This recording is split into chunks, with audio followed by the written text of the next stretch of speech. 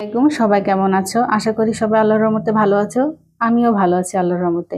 তো আজকে চলে এলাম নতুন আরেকটি ভিডিও নিয়ে। তো আজকে তোমাদের সাথে শেয়ার করব বাচ্চাদের স্কার্ট কাটিং।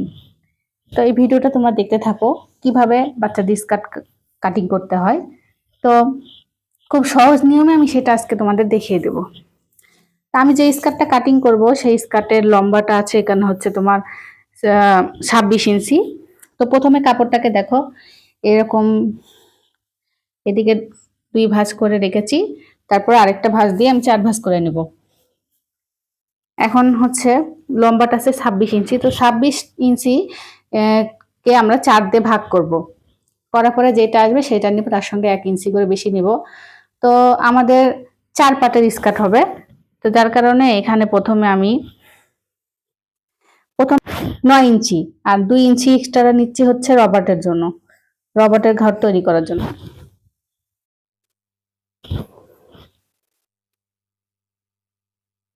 তো এই যে দেখো, আমি এখানে 9 ইঞ্চিতে দাগ দিয়ে নিলাম। তো এই দাগটা এখন আমি সোজা করে দাগিয়ে দেব।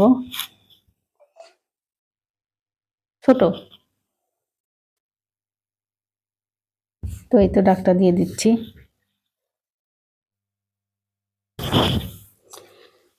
এরপর এখানে একটু এলোমেলো কাপড় আছে, তো এই দাগটা আমি সোজা করে টেনে দিয়ে কাপড়টাকে সোজা করে দাগ। তো এই যে দেখো, এখন আমি এটা কাটিং করে নেব। তো প্রথম পাটে যে লম্বা নিব তার থেকে দ্বিতীয় পাটের লম্বাটা ডাবল নিব, যেহেতু এটা কুচি সিস্টেমে স্কার্টটা হবে। তো প্রথম পাটে যেহেতু কোমর আছে আমার 26 ইঞ্চি, তো 26 ইঞ্চির অর্ধেক হবে হচ্ছে 13 ইঞ্চি। 13 ইঞ্চি, তার সঙ্গে আর 1 ইঞ্চি আমি যোগ করে নেব। 14 ইঞ্চি কাপড় মোট আমি লম্বাই নেব। তো এতে দেখো 14 ইঞ্চি কাপড়, এটা হচ্ছে প্রথম পাটের জন্য হবে। তো আমি আর 1 ইঞ্চি বাড়িয়ে নিলাম সেলাইয়ের ক্ষেত্রে। 15 ইঞ্চি টোটাল কাপড় আমি নিয়ে নিলাম। এটা এক পাটের কাপড় 15 ইঞ্চি নিলাম।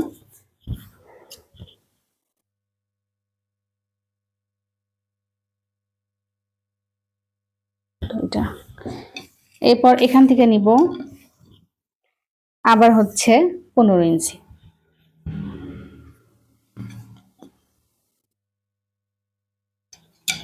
তো এটা আমি কাটিং করে নিয়ে নিব।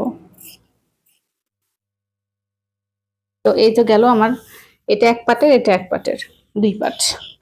তো এটা কাপড়টা রেখে দিলাম। এরপর আমি দ্বিতীয় পাটের জন্য কাপড় কাটবো।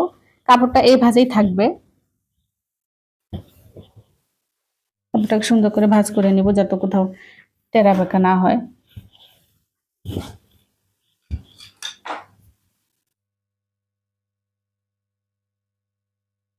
এই তো দেখো, তো দ্বিতীয় পাটের নেওয়ার মানে দ্বিতীয় পাটের লম্বাটা নিব আমি এখানে হচ্ছে 7 ইঞ্চি।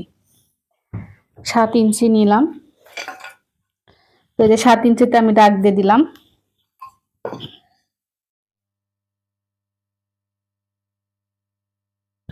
তুমি 7 ইঞ্চিতে কেটে নিলাম।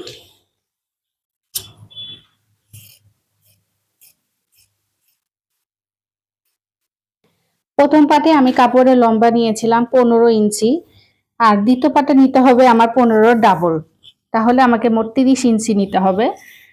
আর যদি বেশি কাপড় পরিমাণে কাপড় যদি আমরা বেশি নিই তাহলে আমাদের কুচিটা আরো বেশি হবে, মানে ঘেরটা বেশি হবে।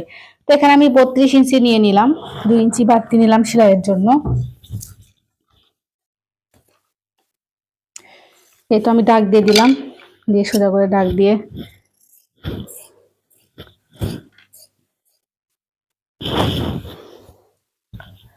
তো এবার আমি আবার আরেকটা পাটের জন্য কেটে নেব। এটাও 7 ইঞ্চি লম্বা দিয়ে দেব, মানে 2টা পাটে স্কার্ট তৈরি হবে না, তারপর একসঙ্গে জয়েন্ট হবে। তো এই যে 7 ইঞ্চিতে দাগ দিয়ে দিলাম, এটাও আমি কাটিং করে নিলাম।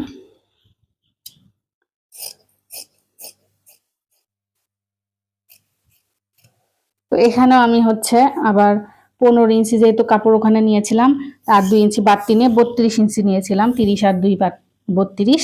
তো এখানে আবার আমি 32 ইঞ্চি দাগ দিয়ে নেব। এই যে 32 ইঞ্চিতে দাগ দিয়ে নিলাম। এই তো এটা কাটিং করে নেব।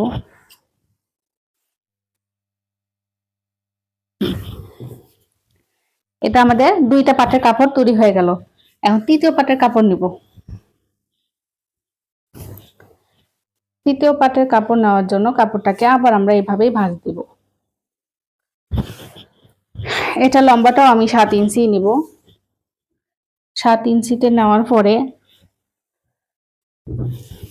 সোজাসুজি দাগ দিয়ে দিলাম। এবার আমি কাটিং করে দেব।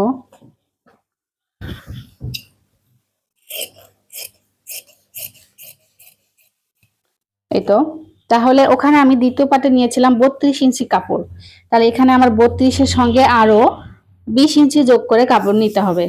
ওই 20 ইঞ্চিটা হবে কুচি। তাহলে 32-এর সঙ্গে যদি আমি 20 ইঞ্চি যোগ দিই তাহলে হচ্ছে আমার 52 ইঞ্চি। সেখানে আমি 55 ইঞ্চি কাপড় নেবো। তো এখানে আমার 43 ইঞ্চি কাপড়টা পুরোটাই আছে, বাকি কাপড়টা আমি এখান থেকে জয়েন্ট দেবো। আর এই জয়েন্টটা বোঝা যাবে না, যেহেতু কুচি সঙ্গে থাকবে, তো যার কারণে জয়েন্টটা বোঝা যাবে না। এই যে দেখো 55 ইঞ্চি হয়ে গেছে। তো এইটা হচ্ছে এইটার পাটের সঙ্গে আমি রেখে দেবো। এটা ভাঁজ করে বোঝার সুবিধার্থে আমরা একসঙ্গে ভাঁজ করে রাখবো, যাতে আমরা বুঝতে পারি। এই তো, এটা হচ্ছে তৃতীয় পাটের কাপড়। এখন চতুর্থ পাটের জন্য কাটবো, সেখানে আবার মানে তৃতীয় পাটে আরেকটা পাটের জন্য কাটতে হবে, সেটা তো 7 ইঞ্চি দিতে হবে। এই তো 7 ইঞ্চিটা আমি দাগ দিয়ে দিলাম, আবার লম্বা করে দাগ দিয়ে দিলাম। এখন এটাকে কাটিং করব।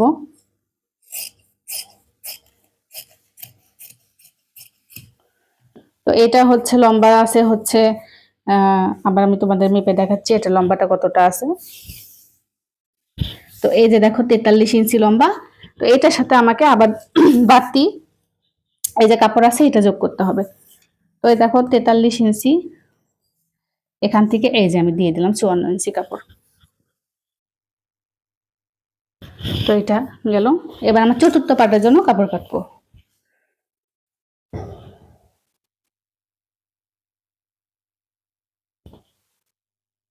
আবার এইভাবে ভাঁজ করে নেব, খুবই সহজ আসলে, খুবই কাটিংটা খুবই সহজ। মানে একবার দেখলেই ভালোভাবে যদি তুমি আমার ভিডিওটা ভালো করে ফলো করো তাহলে খুব সহজেই তুমি এটা কাটিং করতে পারবে। তোমরা যারা নতুন আসো কাটিং এ, যারা নতুন সেলাইয়ের কাজ শিখতে যাচ্ছ, খুবই সহজ পদ্ধতিতে আমি কাটিংটা করে দেখাচ্ছি তোমাদের। তো এটা দেখো, এটাও আমি 7 ইঞ্চি লম্বা নিয়ে নিলাম, আবার এখান থেকে 7 ইঞ্চিতে দিয়ে দিলাম।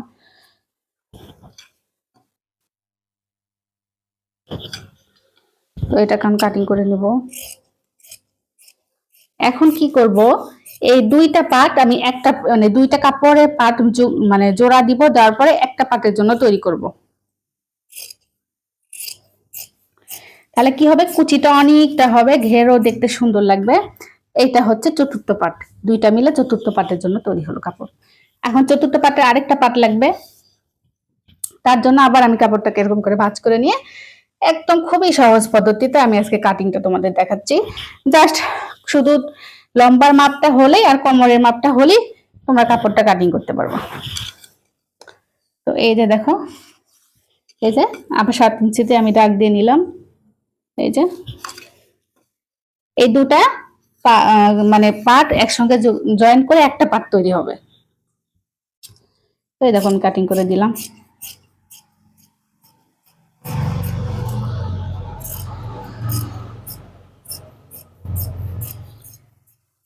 এই দেখো, এই যে একটা পার্ট, এই যে একটা পার্ট। তো এখানে হচ্ছে এটা তৃতীয় পার্ট। এই দেখো তৃতীয় পার্ট রাখলাম, এটা তৃতীয় পার্টটা এখানে রাখলাম। এটা হচ্ছে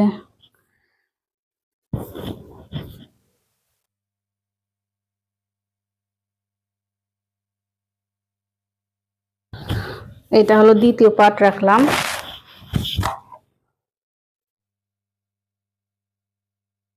এটা দ্বিতীয় পার্ট রাখলাম, এটা হলো প্রথম পার্ট রাখলাম, এই যে প্রথম পার্ট রাখলাম। তাহলে চারটে 2 পার্টের কাপড় হয়ে গেল। তো আজকে এই পর্যন্তই বন্ধুরা, ভিডিওটা যদি একটু তোমাদের ভালো লেগে থাকে অবশ্যই একটা ভিডিওতে লাইক দিবা, আর অবশ্যই আমার চ্যানেলটিকে সাবস্ক্রাইব করবা। প্লিজ তোমাদের সাবস্ক্রাইব করে তোমরা প্লিজ সাবস্ক্রাইব করে আমার চ্যানেলের পাশে থেকো, আমার পাশে থেকো। তোমাদের সাপোর্ট আমার খুবই প্রয়োজন। আর কমেন্টে জানিও, কেউ যদি কোথাও বুঝতে না পারো কমেন্টে সেটা লিখে দিও, আমি চেষ্টা করব তোমাদের কমেন্টের উত্তর দেওয়ার। তো আজ এই পর্যন্তই, সবাই ভালো থেকো, সুস্থ থেকো, আল্লাহ হাফেজ।